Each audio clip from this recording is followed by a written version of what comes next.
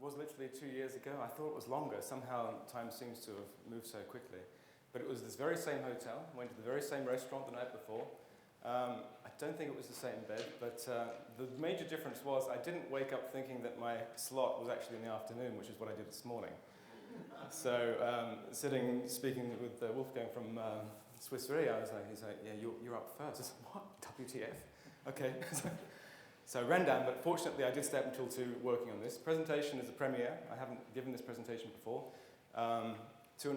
2 years ago, it was the whole concept of Enterprise 2.0, and as mentioned, that was kind of newish at the time. Now, it's everywhere, the entire company is full of it, and I thought, I don't want to hear myself say the same thing over again and provide a scenario that's very, very well established, but rather look at what's coming next as a little impulse. Impulse Vortrag. What do you call it in English again? Presentation. Where's it? Here it is. So, when you think about gamification, a lot of people think about Angry Birds. I certainly do. How can we bring Angry Birds into the enterprise?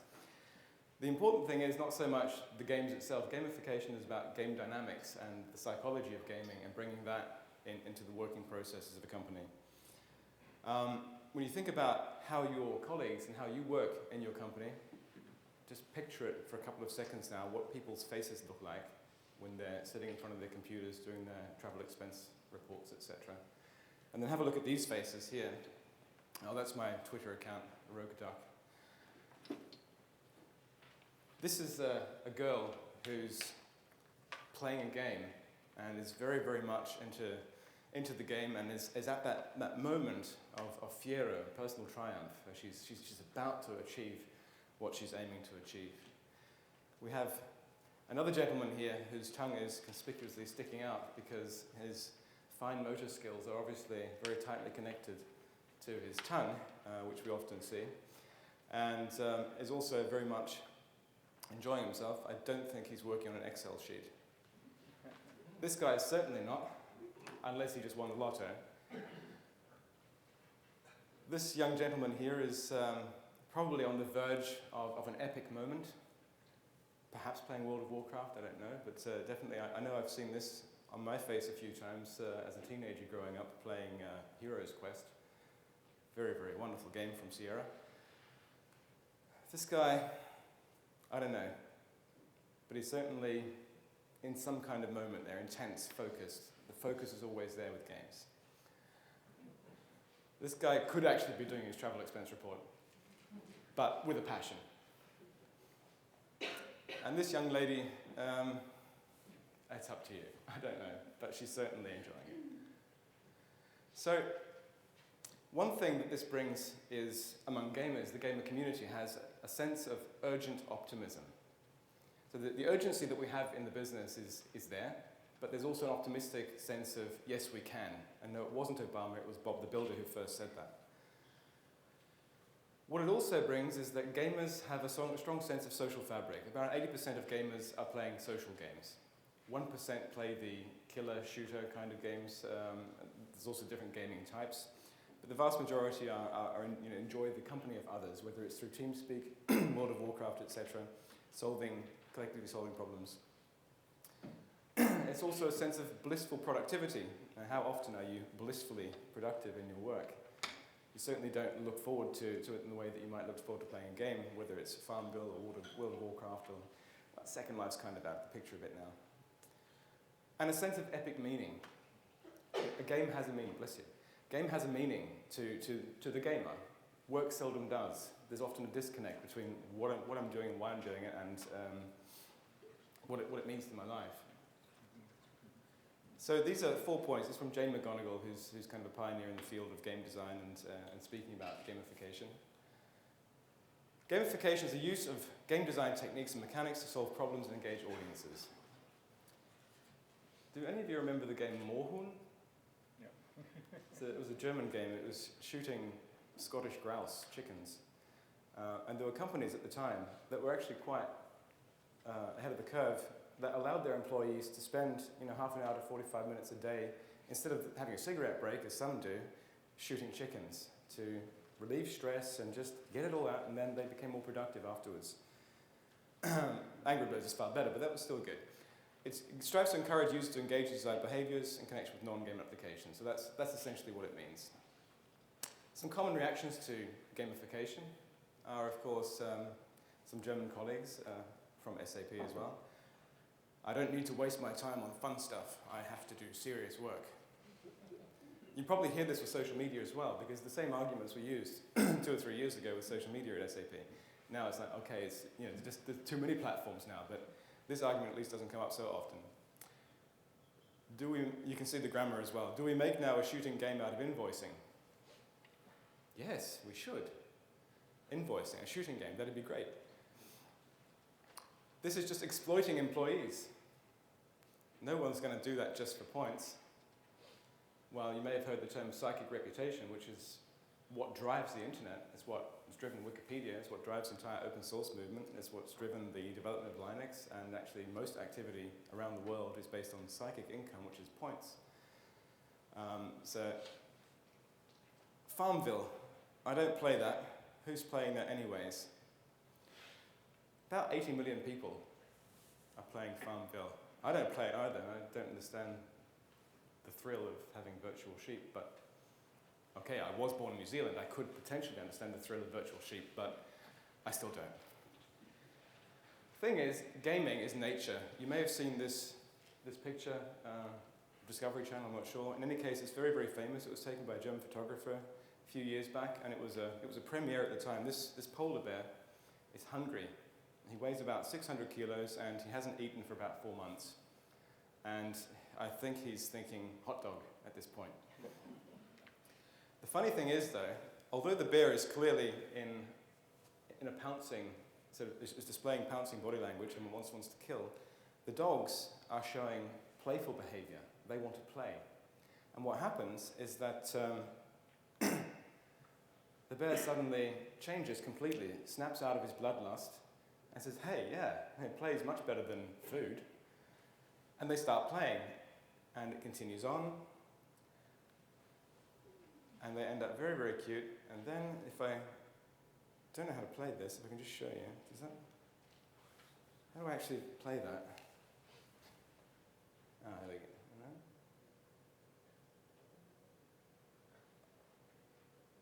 Is it going to work?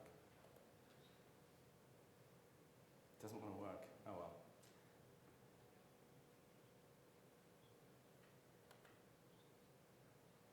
Weird. What a shame. Anyway, it was beautiful. You would have all gone, "Aww," when you saw it, especially when the polar bear is hugging the dog and he's trying to escape. Can share the links later. Some funny facts about gaming. Average age of gamers is around 37. It's kind of similar to the average age of employees at SAP as well. Percentage older than 50, still 25% who are over 50 who are into games. So there's good possibility that CEOs of companies are secretly setting up virtual farms. Youth playing, of course, around 97%, and pretty much every kid plays games. I know my kids are big into Minecraft at the moment, which is kind of the big indie game that's gone viral. 42% of gamers are females, although it's typically seen as something, a boy thing. Actually, it's now, especially with the rise of social games, it's become a lot more balanced. Social is competitive 3 to 1, so again, the social aspect is important. The average hours a week played World of Warcraft is 22 per person. It's a lot of time in World of Warcraft. The World of Warcraft wiki is the second largest wiki in the world after Wikipedia. And this is a wiki compiled by users specifically about a virtual world that doesn't exist. Second, rank Wikipedia is number 1. 20 hours alone for World of Warcraft, and this is not on here, but approximately 5.94 million years have been played worldwide. If you take all the gamers together and all the games and all the time they played, it accounts for about roughly 5.9 million years worth of gaming. Around 6 million years ago, we branched off from chimpanzees.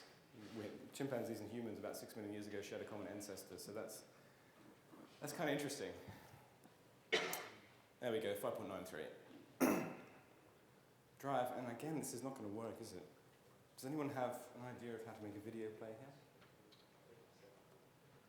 Right.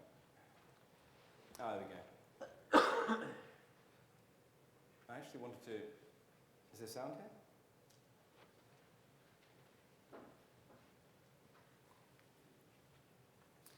Won't play the whole video because it's 10 minutes, but it's about motivations, what drives people to engage. Most of what's relevant for gamification is relevant for Enterprise 2.0 and social media in general. It's essentially the same basic principles, and they often blend together anyway. Not as endlessly manipulable and as predictable as you would think. There's a whole set of unbelievably interesting studies. I want to give you two that call into question this idea that if you reward something, you get more of the behavior you want. If you punish something, you get less of it. So let's go from London to the mean streets of Cambridge, Massachusetts, in the northeastern part of the United States. And let's talk about a study done at MIT, Massachusetts Institute of Technology. Here's what they did. They took a whole group of students and they gave them a set of challenges. Things like memorizing strings of digits, solving word puzzles, other kinds of spatial puzzles, even physical tasks like throwing a ball through a hoop. Okay, they gave them these challenges and they said to incentivize their performance, they gave them 3 levels of rewards. Okay? So if you did pretty well, you got a small monetary reward. If you did medium well, you got a medium monetary reward. And if you did really well, if you were one of the top performers, you got a large cash prize. Okay? We've seen this movie before. This is essentially a typical motivation scheme within organizations, right? We reward the very top performers, we ignore the low performers, and the other folks kind of in the middle. Okay, you get a little bit. So what happens? They do the test, they have these incentives. Here's what they found out. 1, as long as the task involved only mechanical skill, bonuses worked as they would be expected. The higher the pay, the better the performance. Okay, that makes sense. But here's what happens. But once the task called for even rudimentary cognitive skill, a larger reward led to poorer performance. Now this is strange, right? A larger reward led to poorer performance? How can that possibly be? Now what's interesting about this is that these folks here who did this are all economists, 2 at MIT, 1 at the University of Chicago, 1 at Carnegie Mellon, okay? The top tier of the economics profession. And they're reaching this conclusion that seems contrary to what a lot of us learned in economics, which is that the higher the reward, the better the performance. And they're saying that once you get above rudimentary cognitive skill, it's the other way around. Which seems like this kind of, the idea that these rewards don't work that way seems vaguely left-wing and socialist, doesn't it? It's kind of this kind of weird socialist conspiracy. For those of you who have those conspiracy theories, I want to point out the notoriously left-wing socialist group that financed the research, the Federal Reserve Bank.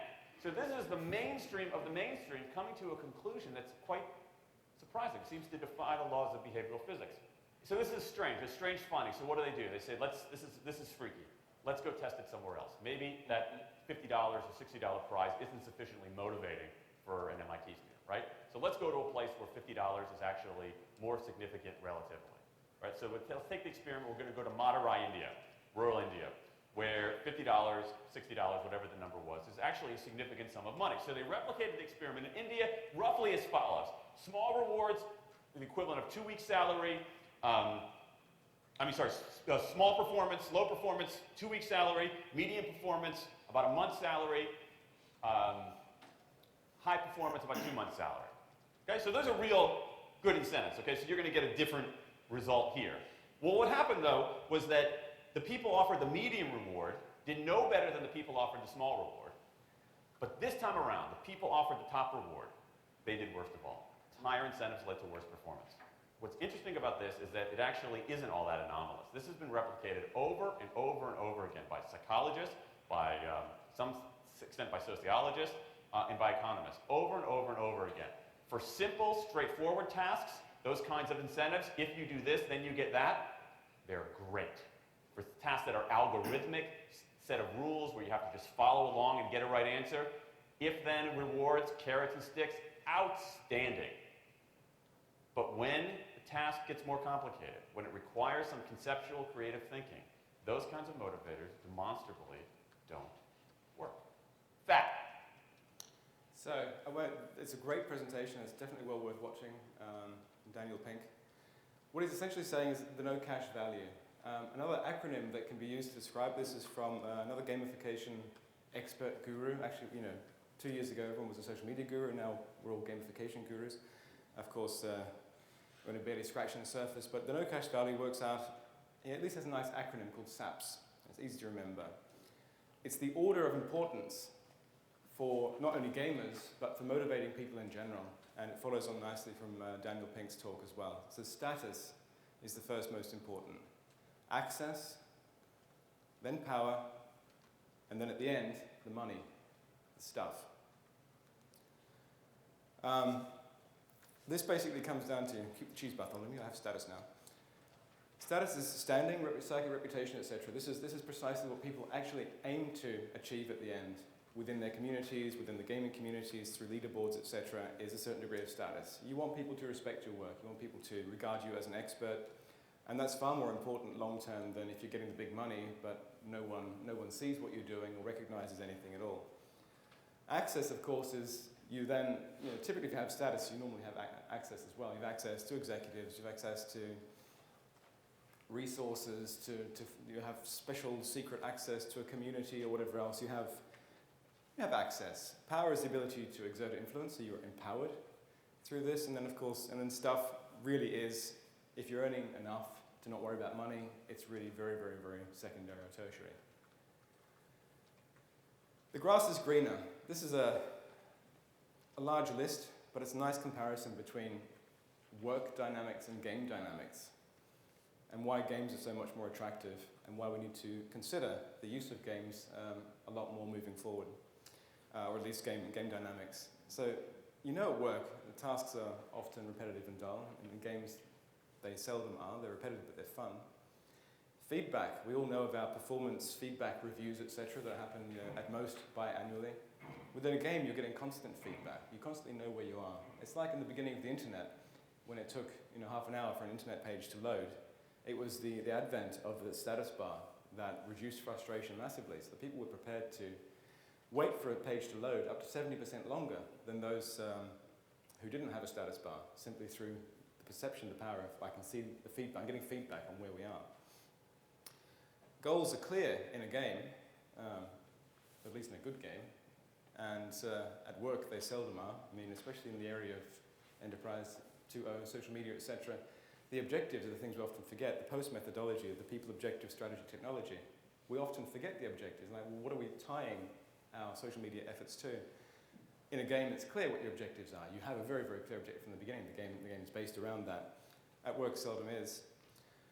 The rules are also clear and transparent, and at work, they're often not. It's a matter of politics. It's a matter of who knows who, etc. Which is the other point down here of meritocracy versus a kiss-upocracy. You have enough information. Seldom do at work. I mean, even at an information-based company like SAP, where we're all information workers, we struggle with the same problems of finding the right people, finding the right information. Of course, Enterprise 2.0 platforms within the company are helping to make that easier now. You can discover information, discover knowledge. Serendipity plays a larger role. This is built into game dynamics and should be built into the way we design our work. Failure, it's expected, encouraged. You might try and find cheats somewhere so that you can get extra lives, etc., but that doesn't work at work. Promotion, collaboration, good, it's all pretty simple at the end. The obstacles in a game are on purpose, at work they're accidental. This is just a simple list. If you look at any of these areas, and if you were to change any of those points at work, you would immediately notice performance improvements and improvements in sentiment among employees. Some quotes about some positive quotes now. The opposite of play isn't work, it's depression. We didn't see the polar bear before, but play is so innate. Rats do it, birds do it, bees do it, even educated fleas do it. I think the song goes. It's so innate, it's how we learn. It's the foundation of how we learn. Little lion cubs will play together and bite each other, and they're training essentially. Human children do the same. It's all through play, it's the engagement. And it's very contagious. And so, but at some point we stop doing it because we think we're serious now, we're adults, we have to work.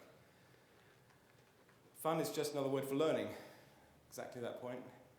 Games are giving us unnecessary obstacles that we volunteer to tackle. We like challenges. We need to be challenged. That's what Daniel's Pink's speaking about as well. We need to master. We need to have this sense of accomplishment and achievement. You've probably played a number of gamified apps anyway, in one way or another. Frequent flyer programs use it. Payback processors use it, where you gather your points, etc., and you can get a free set of steak knives afterwards. Fuel, gas, shopping carts, etc., coupons. eBay is really this. There's a whole competition there as well, where people sit and wait, watching as the seconds count down, so that they can have that sort of success. It's a form of game. LinkedIn is starting to use more of it. YouTube with the ratings, etc., comments, the whole engagement, thumbs up, thumbs down. They're all dynamics that work there in terms of.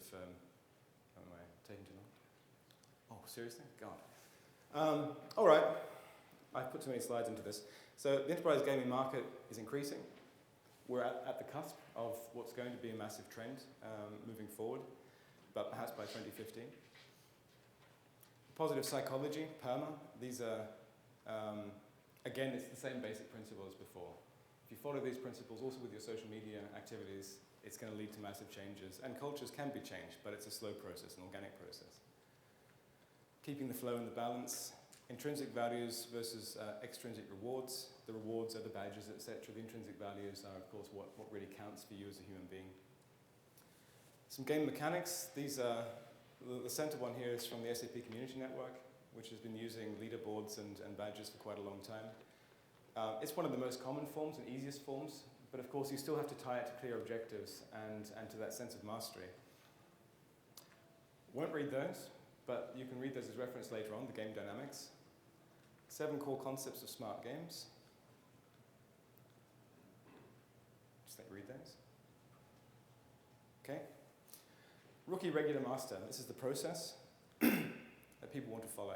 At the point where they become masters, they become evangelists. The same in social media communities as well. Those who understand the technology, who know how to work with these dynamics, are to be used as multipliers afterwards. As a matrix of examples, the ability to change physical behaviors in the real world versus the gaminess of the application. So Farmville's very, very gamey, but it's not changing a lot of real-life activity. Whereas Foursquare is very tightly connected to game elements as well as to actual physical changes. I won't show you this video is in there as well, the speed camera in Sweden, where speeding was basically gamified, and you got rewarded for driving safely, for driving well. There are some people from Sweden here who can perhaps tell the story. Investigating your MP's expenses. We know members of parliament are often a little loose with the money. This encouraged a community to get together in a gamified sense to actually look through all of their travel receipts, etc. And of course, if you have 10,000 people doing that, you can get through it quite quickly. Gutenberg wiki. Gutenberg, not the one who invented the printing press, but the one who invented copy and paste for doing PhDs. His PhD was also used here as an example and was crowdsourced, so that people found this many plagiarized pages within his PhD. Also a lot of fun within the elements, are very nicely gamified. Leaderboards for legal. You want to trust people. Again, this is a way of showing that you have mastery, that you have a certain degree of status in your community. This one is Bottle Bank Arcade. It's also a video, but we don't have time now. It's basically encouraged people to put their bottles into the appropriate way with a simple gamified interface. And in one night, 100 people walked by and put bottles in there, as compared to the non-gamified version that was visited 3 times in the same night. The element of fun, massive, also with sustainable outcomes. Another example of crowdsourcing and developing a certain degree of reputation there as well. Samsung Nation, similar case. Starbucks ideation platforms are big for the intranet as well. A perfect example of where you can gamify your activities. Those who have the best ideas, the most voted ideas, etc., then are leaders in the area. People will do a lot for reputation. We'll show you this one though, because it's kind of cool.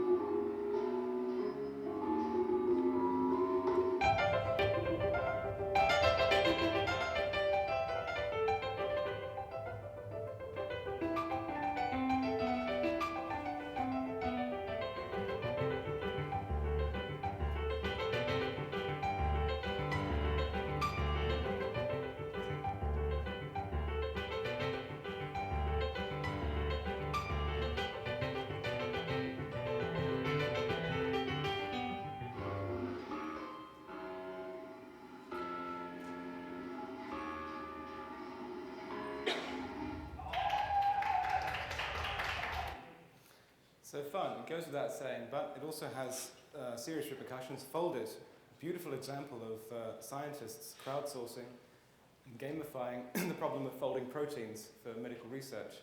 And the problem here was solved within 3 weeks of folding gamers. It's a simple game where you fold proteins and there are certain rules that you have to follow. And they solved a problem with a particular component for HIV within 3 weeks that scientists had been poring over for 15 years and had been unable to solve using gamification and community effects or social media. Now, time's probably running out, but this is the SAP side of it.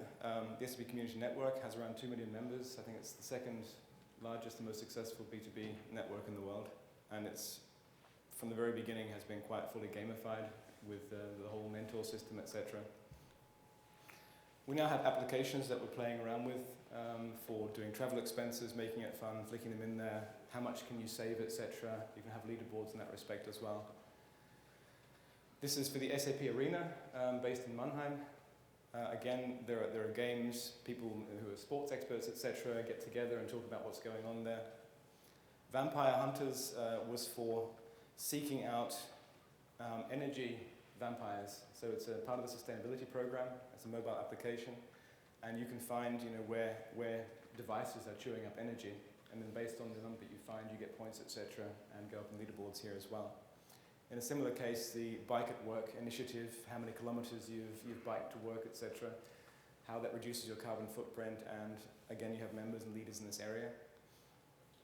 Lead in One, this is for generating leads when you have a new potential customer, etc. It's focused on the field and making it a little more fun.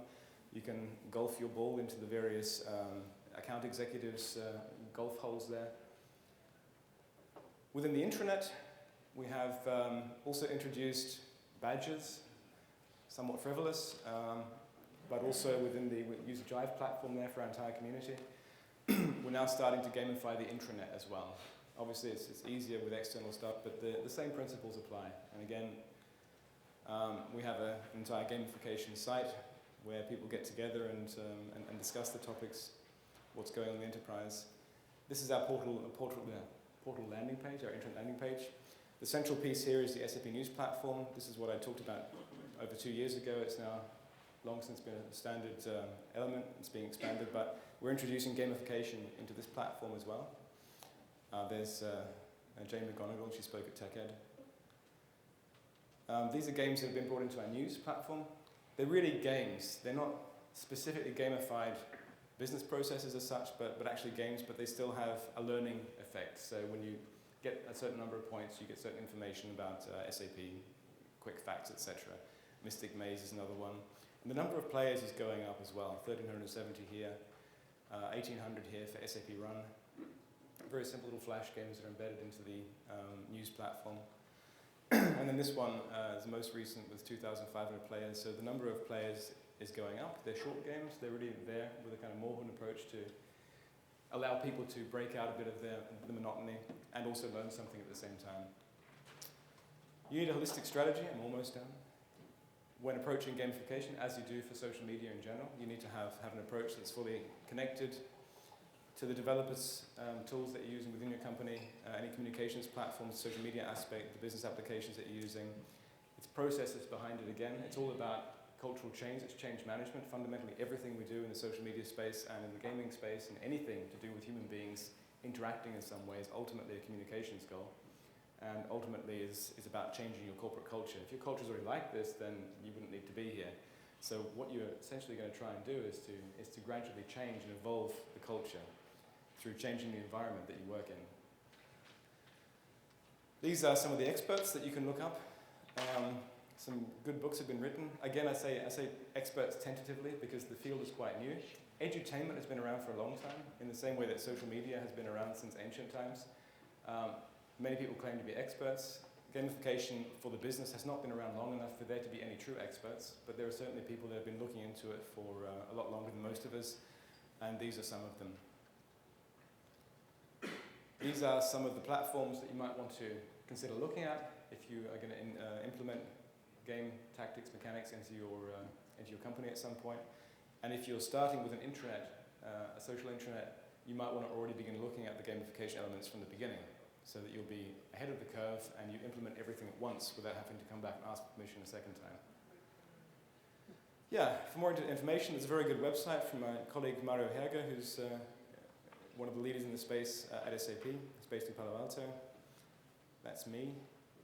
Any questions? Yep.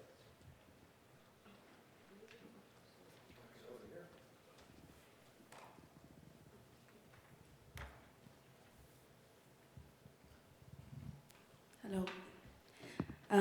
Very interesting presentations, thank you very much. My question is where to find this thick line of actually that gamification benefit your company and not damage your company, you know? Because I think there's this type of activities can also motivate people, but they can spend the whole day, you know, all the time in this gaming and they will not really focus on work. Or how to, you know, manage this process that actually benefits and not damage the process of the company. Thank you. Well, two answers. Firstly, you need to connect it to objectives. In the beginning, you can experiment and, of course, be a little more frivolous, but ultimately, any games that you roll out and that you're going to do across the entire company need to be firmly connected to some objectives. Education is one of the easiest to use as an objective and to gamify, and it might be the first place to start in a company is to actually look at how you educate your employees and then begin to gamify that. That's one of the most difficult things. You know, they understand corporate strategy, etc. It's the last thing you really want to know about in a detailed fashion, especially if you have a 50-page PowerPoint to look through. The other aspect is these are the same criticisms that social media get as well. People will spend all of their time on these platforms. It doesn't happen. People have day jobs, they have goals to achieve, depending on the company. It might be spending a certain amount of time on the factory floor. It might be reaching certain project goals, milestones, etc. People don't have time. In fact, getting people to play these things, getting people in there, attracting them in the first place is much more difficult than people would think. And I've never ever seen a case of someone not meeting their objectives because they're playing corporate games too much. You know, it might happen that they're hanging around in Farmville, but again, ultimately, they have to reach their goals. So if you have that clearly defined, and you have clear objectives for the games that you're rolling out, there's no issue with any of that. And ultimately, it's not going to damage, because at the very least, you've had fun, and it's raised your oxytocin levels, perhaps, which certainly will help you at work. Is that? One more question. I'll try and do that one. One thing you mentioned was maybe you could use it for an onboarding process, which actually I think is quite interesting, and it might attract people to the company and to stay in the company too. How on earth do you convince HR that that is feasible? Again, when you have clear objectives, you can do it. If you say the onboarding process, you say we're going to gamify these elements with these goals. We know that people, when they're being onboarded, they will have a quick flick through the 50 pages that you give them or whatever else. There's certainly very little retention, if any. And you say you're going to measurably increase that. You have to set goals, and you have to say we're going to measure these goals as well. We're not just going to say, yeah, people are smiling, so it must be working. You certainly need to connect it to real life metrics. Once you do that once or twice, you'll get buy-in. It was the same with the rollout. No, it really happens. The same with social media internally at SAP. It was the same thing. You run one or two smaller projects, and they're successful, and people begin to become accustomed to it. They see, people are not going to comment and be horrible to us and whatever else. But there's actually good discussion going on. It's really well received. And then once you've done it once or twice, you get free rein. At least that's what happened for me. Prove the case a couple of times, and then you have free rein to do pretty much whatever you want. But you've always got to do that again. But gamification, it's about having fun. It's about engaging people. It's about precisely all of those dynamics. At the very beginning, the difference between a game and real working life. One is very motivating. People want to spend time in it, and 5.93 million years worth of gaming in the past 20 years or so is pretty amazing. And on the other hand, work is often demotivating. If you look at Timothy Ferriss, for example, the 4-hour work week, how much of the working week do you actually work? If you really break it down into true productivity, every time the phone rings, you're being disturbed. You may already be disturbed, but you get disturbed. It takes about 20 minutes or so to get back into where you were. If you're really in that flow of productivity, and you get disturbed in that flow of productivity, like Coleridge with Kubla Khan, well, he did have drugs to help. But the point is, you get broken, and then it takes another 20 minutes to get in, and you might never get back to where you were. So games can help with that kind of element as well. That if you're in that flow, you make that a natural part of how you work, then you can actually increase the productivity within those 4 hours or however many hours you work. And again, tie it to objectives, make it measurable, and you'll be able to prove it over time. Even if it's small steps, improvement is improvement and will typically be favorably received.